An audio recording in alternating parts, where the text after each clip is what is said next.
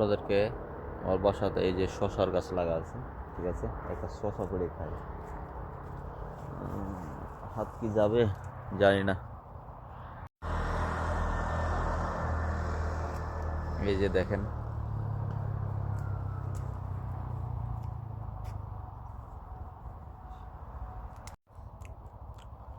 ওই যে মানে ওনাদের বাসাতে আমরা থাকি, ঠিক আছে। এটা হচ্ছে বাসার মালিক।